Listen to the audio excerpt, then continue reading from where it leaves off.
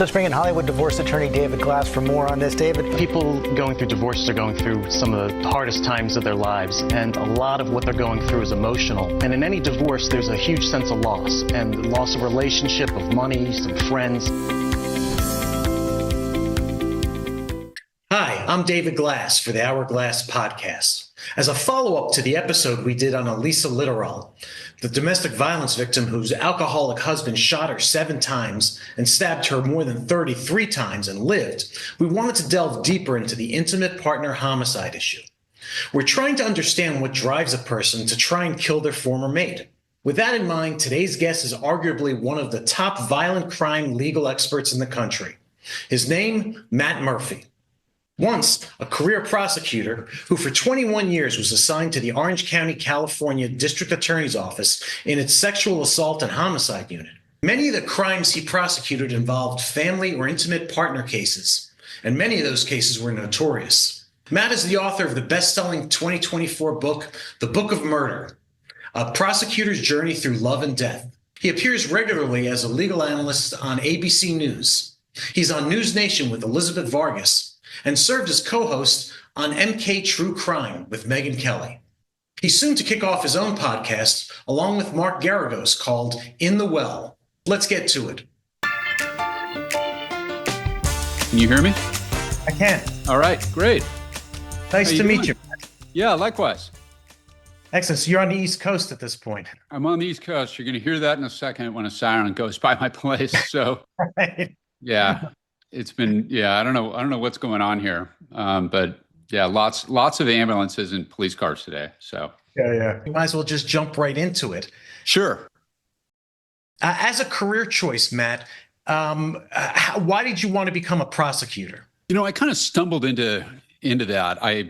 In law school, I was recruited by the FBI, which was, in addition to being great for my ego, it was, it looked really fun and exciting. And a lot of people don't know they actually, a lot of FBI agents are actually licensed attorneys. But I got a clerkship offer from the Orange County DA's office, and I knew at the end of my very first day that I was done. That's what I wanted to do. And then my plan originally was I wanted to do 3 years and go into a civil firm and, make big civil firm money. And what they don't tell you is that the longer you stay, the more interesting it gets, the better the cases get, the more skill you get, and the more fun, for lack of a better term, really it becomes. And trying cases it's a craft. It's like it really is sort of like a nuts and bolts, almost a blue collar,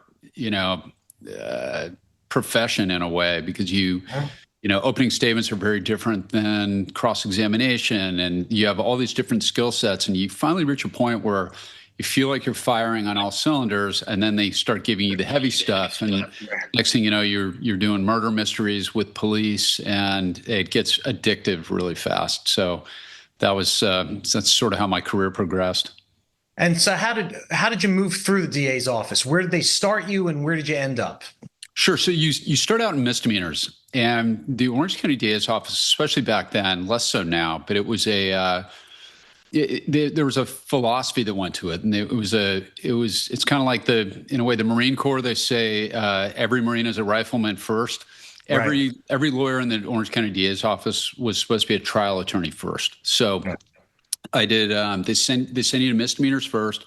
You do a rotation through juvenile court, where you do heavy stuff, but you're not doing jury trials. So you learn a tremendous amount. And then I did 37 misdemeanor jury trials before they let me touch my first felony, which really should be that way, because when you're serving the community like that, you want somebody with at least a modicum of experience and skill before they're making decisions on the more serious cases. So you do a rotation through what's called the felony panel, where you just do generic felony jury trials one after another. So it'd be like non-gang related robberies, burglary cases. Back in the olden days when I was in it, a lot of drug cases, dope sales, dope use, possession of paraphernalia, all that sort of thing. And so I tried 24 felony jury trials in 1 year. Then they move you to your first, it's called a vertical assignment. So Orange County uses a system known as vertical prosecution for their specialized cases. And what that means is they'll send you to gangs or major fraud or environmental crimes, or in my case, sexual assault. And they let you just specialize in that one kind of case. So you really get to learn it. You get to study it, understand the subject matter. I spent 4 years in sexual assault and learning all that, DNA, patterns of, serial sex offenders, predatory conduct, how to cross-examine experts in that field. And then depending on how you do, you might get a shot at one of the very coveted 8 or 9 positions in the homicide unit. And so I went into homicide in 2002, and I left the office in 2019. So for those years in a vertical unit, the idea is they pair you up with detectives. They give you a part of the county that's assigned just to you. So I had the cities of Costa Mesa, Laguna Beach, Newport Beach, and Irvine. And then after a couple of years in the unit, I became one of the 2 cold case deputies. So you work with the same detectives over and over again. We'd go to the scenes that night to assist with warrants and to do what we could. And then you work the case all the way up. So the lead detective you meet with at 3 o'clock in the morning at your murder scene will be sitting with you at the end of the jury trial, 2 or 3 or 5 years later when the case is finally complete. So it's a team approach, and it lets you kind of embed with your detectives. You see them working, you see the crime lab and the forensic scientists there at the scene that night. We would attend the autopsies ourselves. So you really get a comprehensive understanding of the case. First thing I would always do after filing charges is meet with the victims' families, just to let them know, introduce them to my team, my paralegal, my assigned DA investigator. And oftentimes the detectives would choose to attend those. And so the family would know that there were people that actually cared. And then, you go in fully motivated. There's nothing like, meeting a crying mom whose child was taken away from them by a killer. And, that helps keep you warm on the cold nights and keeps you motivated at 2 a.m. when you want to go to bed. So. Amazing. I had no idea the involvement. Once you get up to that top level, it's not just being handed Redwells full of documents and then going to court. You're involved in every aspect of the case from start to finish. If you work for a vertical office like the Orange County DA, there's others that really stick with that assembly line approach. But it's a better mousetrap. It really is. They let their most experienced trial lawyers get into that spot, and then the philosophy back in the olden days when I was there was, if you, I guess it wasn't that long ago, but if you, if you're getting the job done and you are, your agencies are happy, you're bringing back, the right results, you're performing, you're charging the right people with the right crimes, and achieving success, they would leave you alone and just give you the support you needed and let you continue to work with your detectives and, for lack of a better term, like bring justice to those families. And so, I was in homicide for 17 years, and truth be told, I still miss it every day. But I'm happy doing what I'm doing now too. So all good. Taking you back, you mentioned that your first day had you hooked on your internship. What went on that first day? So I'll never forget it. I got assigned what's called a 1538 motion, which is a motion to suppress. And it was just, I think the guy had he had a gun in his car, and it was a champagne-colored Nissan hard body truck. And the defense was alleging that the search of the truck was illegal. And so my very first day as a junior law clerk, I get handed this file, and it was, I think he was a felon. So it was a felony. Felon in possession of a firearm, and the defense brought this motion saying that this search was bad where they found the gun. So I got into Fourth Amendment law my very first day. He was a bad guy. He'd been to prison before. He had no business owning a firearm. And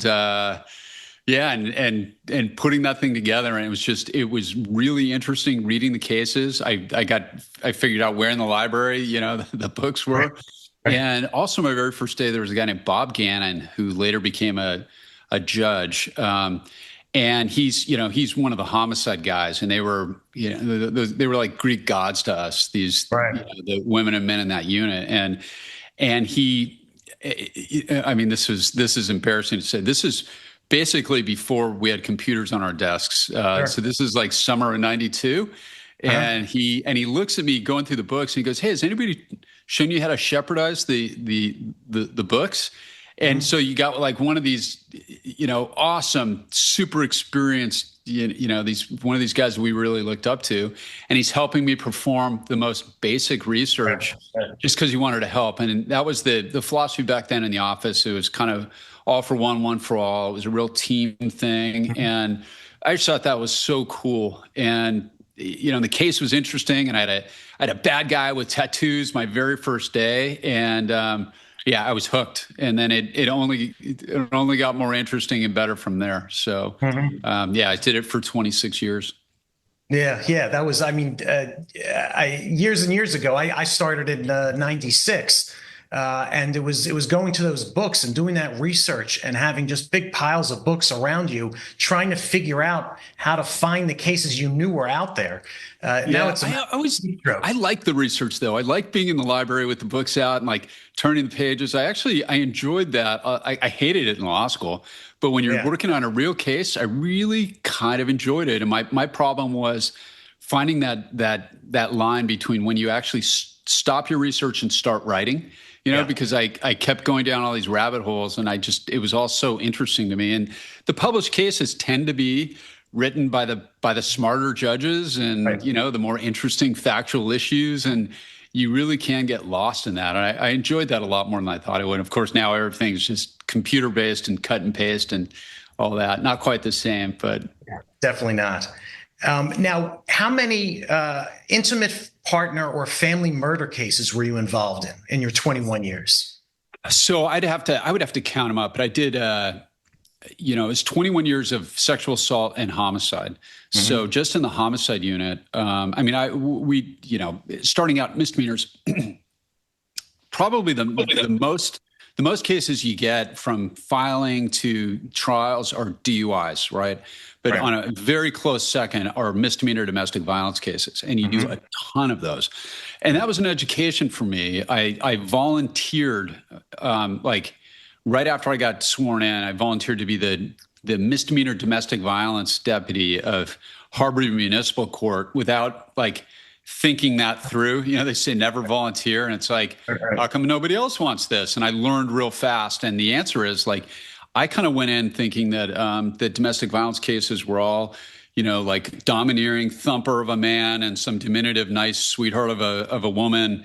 And I learned very quickly that the reality is that a lot of those cases, there's a dynamic between two utterly toxic people who have no business being together. And it's a lot more nuanced than I originally thought. And if I had a nickel for every time in that assignment, I had domestic violence victims screaming at me in the hallway and men and women both, but how I was ruining their life because I wouldn't dismiss. And, the gears of justice turned pretty slowly, right? So some of these people, their relationships were so awful, they would have, one calls the police on the other, the cops show up, post OJ, somebody always gets hooked up. Somebody's always going to jail. They're separating the parties because no cop wants to go back to a homicide scene that they drove away from, right? So those get submitted. A lot of times we would file them. These couples would get back together and break up a half dozen times before, the case ever came around to trial. And the vast majority of time they would take the stand and look, a lot of them would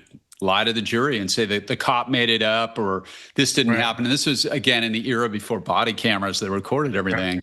So that was a part of the dynamic. And juries, I think I learned also were very good at sorting out the dynamics of those relationships because they're all experts at, at human, relationships for better or worse, mostly worse in that situation. And the vast majority of the time I found that juries are very good at at figuring out what happened in domestic abuse type cases. And there certainly are those cases where you really do have, I was laughing about it today about the middle ground fallacy, the truth is someplace in the middle.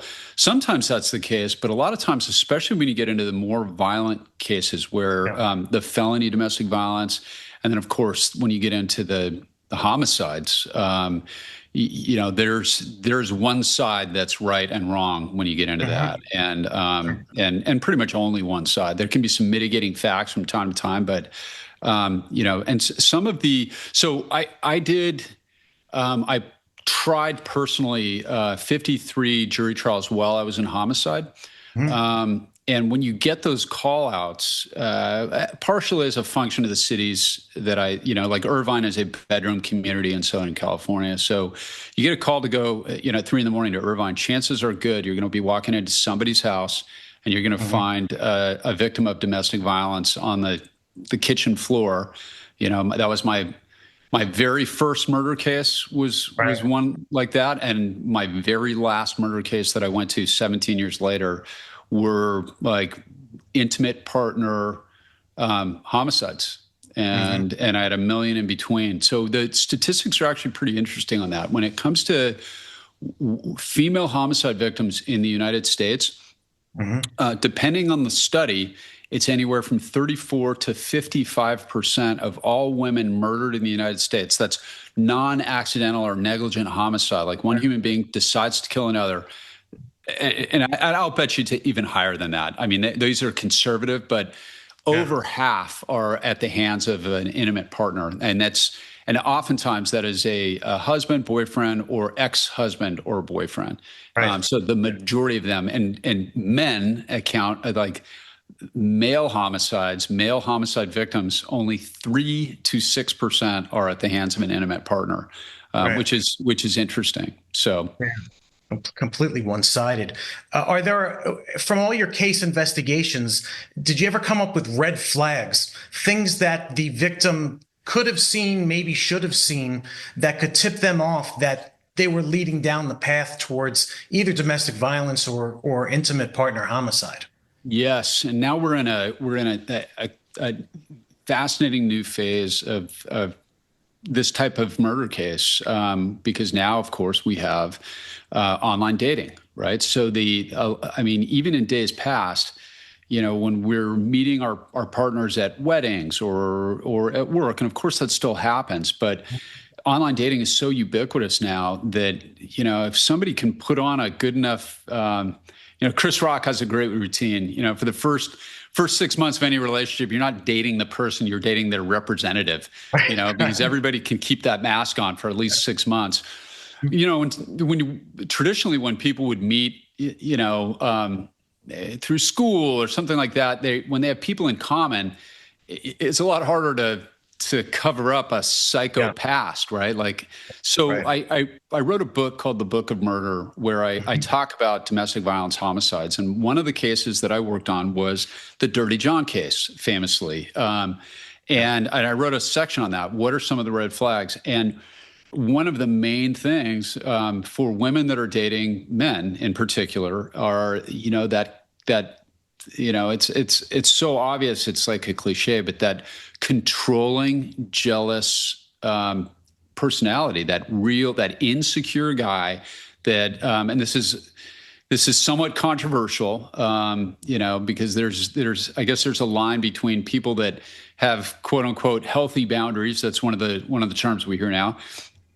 Versus that guy that is unhealthily trying to control his partner, and the guy that doesn't want you to hang out with your friends at work anymore, or the guy that is insanely jealous about your ex-boyfriends. Like, and for any ladies that are watching this, that should be a huge red flag, because a secure man oftentimes really doesn't care about the ex-boyfriends. Like a guy that, if a healthy guy that you're dating is going to realize that the past is the past to a certain extent. And of course, we want to know about our partner's past to a degree, but they're not going to be, if some relationship that's dead, like an ex-husband or something like that, if there's a lot of jealousy from the guy, that is, I would say, red flag number one, because the guy you want is not the guy that is checking your cell phone or doesn't want you hanging out with the guys at work or cross-examining you on who was there at the party. Like, that's a huge red flag in the world of domestic violence. And I'll tell you another thing, it doesn't get any better either. Like, if you're dating somebody and the guy fronts with that sort of thing, like wants to know your history soon, or another term that we hear a lot of is body count. Guys that are obsessed with that, that's something to look out for, because that, jealousy over ex-boyfriends will then turn into possessiveness, oftentimes with family members, or I want you to spend all my time in that isolation, that sort of manipulative behavior where they start trying to isolate you. And this applies with women and men both. But that partner that wants to isolate you from your friends and family, that's a gigantic red flag. And all of those guys don't become domestic violence killers, okay? Like, the vast majority don't. They just turn out to be insecure weenies, okay? Right. But every guy that murders his spouse or his girlfriend started out as that guy. So that kind of jealousy and those sort of signs are there about 100% of the time in the domestic violence murders that you see. So, if that makes sense, like. No, absolutely. Yeah. Just an early sign for someone to get out of a relationship. It's if you're seeing that early on, as you said, it doesn't get better. Other things aren't going to compensate for that really bad trait, and it's better to get out early. Yeah, that's right. And another thing is, whether it's early or late, any man who would put his hands on a woman in anger or jealousy, ladies, you've got to get out of that relationship, because that is truly never okay. And I mean, under traditional masculinity models, no man looks at another man who would ever touch a woman in anger with any sense of respect. That's insecurity, that's controlling behavior, and totally unacceptable, especially in the modern day. And that's never going to wind up in a good place. So, and I don't think it ever stops either. Once they decide it's okay to do that, or in their own head, that you got to get out of those relationships. I don't care if you're married to that guy. Physical contact and anger is a absolute non-starter, biggest red flag imaginable. And the vast majority, I read a statistic where it's something like 90% of the men prosecuted for murdering their intimate partners, and this is straight and gay relationships. Okay, if you've got a man, gay, straight, or otherwise, I guess in the modern day, whatever, if they murder their spouse, like something like 91% of the times, there were, I guess it's not shocking, but there was domestic violence before the killing. Nobody goes from zero to 100. There's always, a grabbing incident, or some occasion where they grabbed an arm, pulled somebody back, shook them, on up through, all the horrors of DV, we call them domestic violence cases. And you've seen it in that case. I watched your with Miss, I don't know how to pronounce her last name. Is it Literal? Literal. Yeah. Literal. It's literal. Yeah, so I did get it right. Yeah. I mean, that's an extreme example of that. Thank goodness that poor woman survived that. But that was she was stabbed 27 times and shot 7 times, I think. I mean, actually, it was 7 gunshots and 33 stab wounds. That's just miraculous that she survived. And it was after a long time, a slow progression where, she met this guy, charming, filled a need. She had recently lost a family member and was in a vulnerable place. He moved himself in, quit his job. It was like one step after another until he finally just snapped. Yeah, and that is easier to do now. Like again, based on online dating and people without any of that normal vetting, family members, friends, classmates that can say, "Hey, this guy's a psycho." I had a classmate in my law school who was her boyfriend attempted to murder her. He broke in. They had broken up, and he was one of those psycho guys. He broke in with a rifle. And it was like a 30-06, and he shot her in the head. Somehow she survived. He shot the boyfriend, or the new boyfriend, jumped out a 3rd-story window to get away from him. Broke it, like severely injured as a result of that, but he survived. And then the guy turned the rifle on himself and suicided, probably thinking that he'd killed them both. But that is, and that she was a highly educated, sophisticated young woman, and it still happened to her for a lot of those same reasons. These guys, especially the dirty Johns of the world, they almost have a sixth sense for perceiving vulnerable or lonely people. And I cannot tell you how many homicides I prosecuted where that was the scenario. They meet online, the guy covers up his past, sweeps her off her feet, and the true personality winds up coming out over time, and they just go down the rabbit hole. That was Dirty John Meehan, who famously, attempted to murder the daughter of the latest of many women that he was terrorizing. And unfortunately, in that case, the daughter, Tara Newell, who I've become friends with since, was a badass. And her dog bit him. He dropped the knife. She watched a lot of Walking Dead and stabbed him in the brain. And, it's 17 years. That's, I think, the only truly happy ending I saw. And yes, that was, in fact, a happy ending. So, yeah. And have you come to any conclusions as to what that triggering point is that takes the perpetrator from being controlling, abusive, all those things that we've talked about, to then stepping over the line to trying to commit a murder? Yes, and you see this over and over again. It's when they realize that they have lost control, when they realize, and it's a very common thing. If I can't have you, nobody can have you, and it's the ultimate exercise of control. Now, there's a few that they're just so angry and passionate that it will, it's not a sophisticated first-degree murder plan. It'll be a bludgeoning or a strangulation death, something that's truly done in the hot blood and passion of a failing relationship. But over and over again, that is, if I had to pick one triggering point, it's when the person feels like they're about to lose their spouse. And that's why you got to nip it in the bud early. And if somebody has demonstrated that type of controlling, psycho, scary behavior, when you do it, have some support, have family support. But even then, sometimes it doesn't prevent it. I had a double out of Costa Mesa once where, another very common thing is you'll see a child custody dispute, and our day would start in family court where somebody gets a court order they don't like, and there's a murder that night. And one of them, I had this poor woman went over with her dad, who is a really nice guy, who's a teacher, and the ex-husband, who's just a lamentable cur of a human being in every way, ambushed his wife during the custody exchange, killed her and killed her dad. And as he's blasting away at them, there's a school across the street that he peppered with bullets as well. He's a real loser, but we convicted him. Hopefully California will keep him in. Yeah. But you see a bunch of those.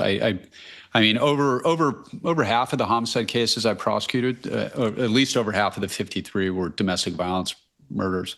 Yeah. What can talk about getting out early, or at least getting out before it proceeds to that point? In addition to getting a restraining order, and you mentioned having friends and family around, are there other things that victims of abuse can do to help for a successful withdrawal from the situation? Well, I think early is the key thing, right? When you've got somebody who borrows money from you, and I got a top 10 list that I threw in my book. Sure. Somebody who, again, jealous of ex-boyfriends, that's a big red flag. Anybody who checks your cell phone early, ladies, eject that turkey from your life, because you don't need that. The main thing is getting out early and having the right support. And when somebody follows up after breaking up with them, in other words, engages in any sort of stalking behavior, you call the police right away. Your sympathy now, you got to do some self-care and call the police right away, involve law enforcement, file reports. You have to do that to protect yourself. And I mean, look, there's Stalking requires some danger or some threat. Like, I'm not talking about the pathetic guy who shows up with, a box of candies and flowers and crying on your doorstep, begging for another chance. That's not what I'm talking about. I'm talking about the guy who actually threatens you or vandalizes your car or engages in some sort of like violent, or scary threats or physical behavior like that. Right.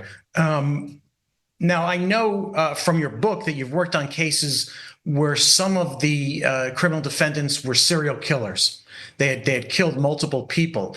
Anything about those people, those sorts of perpetrators that stand out, in addition to the red flags you've already highlighted for us? Well, it's funny you asked. So I got a second book deal, and I'm focusing on that exact kind of case for my second one. I only talked about one of the serial killer cases. That was the dating game killer Rodney Alcala. In the next book, I prosecuted 14 of them, including the Golden State Killer. So that's what my next book is going to be about. But yeah, one of the very interesting things about that, that's a different kind of, in the taxonomy of killers. That's a very specific type. And what's interesting about that is the FBI definition of what a serial killer is. They define it as two or more murders committed by the same offender at different events. Okay, which is the efforts of the FBI to kind of get a handle on serial killers and what makes them tick are laudable in every way, and I commend them for all the resources and all the work they put into it. However, that's a pretty broad definition that makes it, I think, a little tougher to really drill down into the psychology of the serial killers. And the reality really is that the vast majority, and the FBI has studied this, the vast majority of true blue serial killers, and I'm talking about the Ted Bundys, the Jeffrey Dahmers, the vast majority of them are, in fact, sex offenders. The line between a violent serial rapist and a serial killer who rapes his victims is razor thin. It's basically just the only difference is the sadism and fear is enough for them to get sexual gratification. And for the serial killer, they want to go the extra final step and actually kill the victim. And that's about it. Other than that, the traits are the same. So many of them are actually psychopathic. So when it comes to serial killers, like Golden State, D'Angelo was an absolute monster. He's one of the most disturbing cases I ever worked on. And that guy was fundamentally, he was a sex offender. And he started out with rapes and he worked his way up. And one of the big questions that people have in the modern era, here's the sirens. I don't know if you can hear them outside. One of the big questions that you see in, the modern media landscape is, where did all the serial killers go, right? Like, why were there so many in the 70s and 80s, and where did they all go? And the answer is they're still with us. They're still all around us, and it's not an American thing. This goes back to ancient Greece, if you go through the literature on it. And the answer is that they're getting caught after their first or second rape as they're blossoming into, now with modern forensics, especially with DNA, but more importantly, really professional forensic scientists at these crime scenes, really professional, SART nurses and doctors. That's the sexual assault response team, medical professionals, and better detective work. They're getting caught and they're in prison now. And that's people have to remember that, especially in my home state of California, as as our legislature tacks more and more towards early release. These guys don't get better, and they will. In fact, there have been studies done that show sex offenders who are also psychopathic, therapy actually makes them worse because it's like porn to them. When they're in there talking about it, it revs them up, and they want to do more of it. And we have a ways to go, I think, before the public truly understands that. Look, I think, and this is sheer speculation by me because I have no inside track, but this Savannah Guthrie thing, her poor mom, look, from my very jaded perspective, that has all the earmarks in my mind of a sex offender. And I hope I'm wrong. I hope she's still alive, but that's a guy I guarantee that case will eventually be solved, but it's going to be months, if not years down the line for them to solve it. that guy, I guarantee it wasn't his first rodeo, and I'll bet you anything that's somebody that has been in the system in Pima County, and was a frequent flyer, and they released him. I guarantee it. Right. Exactly what form of case it was, but I don't know, and I don't want to guess exactly what it was, but it's that I guarantee that guy, that's not his first rodeo. He's done something like that before, just like the serial killers that are in prison after their first or second rape, or one murder. And look, if you commit 2 or 3 rapes and then you commit one murder as you're becoming that thing, like in Silence of the Lambs, right? They talk about Buffalo Bill, and he's becoming, that person, even though they are a serial killer in every way, they're a serial sex offender, they're predatory, but they wouldn't merit study under the current FBI definition because they never got around to their second murder, or they weren't convicted of the second murder. So anyway, it's what my second book is about, and hopefully people will buy it. Yeah, and what's the title of the book, or working title at this point? Working title right now, it's a work in progress, but the first book was the Book of Murders. So right now they're calling it the Book of Serial Killers. It will be something else. Okay. Because there's already, if for no other reason, there's already a book of serial killers that's out there. So, but again, it's going to be my personal journey through the homicide unit. And also I start that one really with what I learned in sexual assault before I went into homicide. Yeah. No, sounds great. And you'll have to keep us posted on that. Yeah, I'd love to come back and promote that. Can you give our viewers the top piece of advice to avoid? You've hit on it before, but even in this interview. But what is the main thing that people who are involved with guys who are controlling, guys who are getting abusive, guys who are calling them names and trying to keep them away from their families? What are your top tips for them? Tell your family, tell at least one person in your family or best friend the dynamics of the relationship, and listen to them, because there are so many nice people out there, nice women in particular, that want to save these guys. And these guys are incredibly manipulative, and they know exactly how to tug on heartstrings for well-meaning people that want to be nice. And when it comes to isolating you from your family and friends, that is never okay. It's not the guy you want. A lot of people, it's kind of shocking in the modern era how many people will almost surrender themselves to that. So my one piece of advice would be pick a friend or a family member and tell them everything, and listen to them, especially if there's any hint of controlling behavior, and then listen to them. If you got somebody that really loves you and cares about you, a sister, a best friend, a parent, you run the risk of, if you're going to marry the guy somewhere down the line, that they're going to hate him forever. But I think your personal safety and your own mental health is more important than that. And look, all of those relationships don't turn out to be murders, but they all turn out to be nightmare relationships where you're going to break up eventually. And so my biggest piece of advice, and this is one of those things that's so much easier to say than to do. Sure. And we've all had bad relationships, and I've stayed in romantic relationships far longer than I should. I think we all have, but that's just normal life. And I've never dated anybody who was terrible like that. Right. But for the women, it's not your job to save anybody, financially or otherwise. And your best case scenario for a guy that's checking your phone or jealous of coworkers is you wind up isolated in a horrible relationship with a controlling, insecure loser. And get out of those. So there's better men out there to find. And especially if you've got a good heart, there are people that are worthy of that. And the guy who is checking your cell phone at night is a loser, and you need to dump him.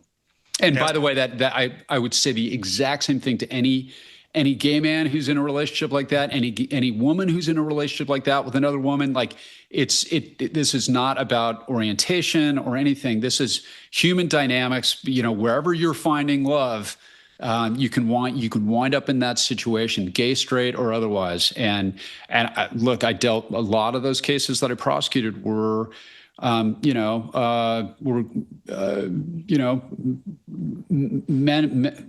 relationship with other men. Laguna Beach was one of my cities, and I saw some horrific cases of domestic violence between intimate partners, which is I like that term a lot because it doesn't differentiate. And it is the same thing, trust me, with a well-meaning gay man with a big heart getting manipulated by controlling intimate partners. It's the same regardless of what kind of relationship it is, or so I think that's across the board. It applies to everybody.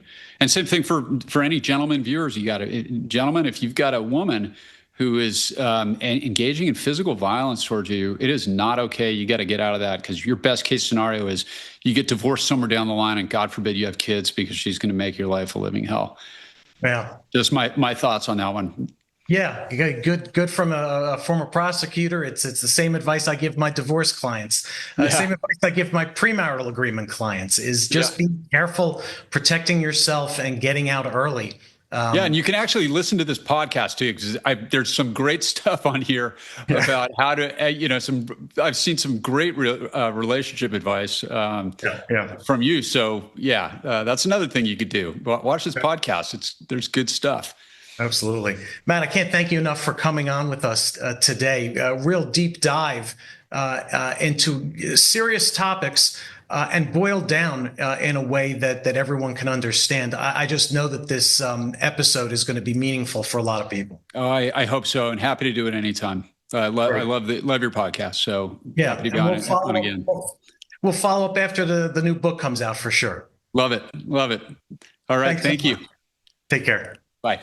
I am absolutely certain that Matt's unique insight may help many of our viewers. And as you know, our purpose with the Hourglass podcast is to inform and educate our viewers so that they can avoid making mistakes that might compromise their well-being.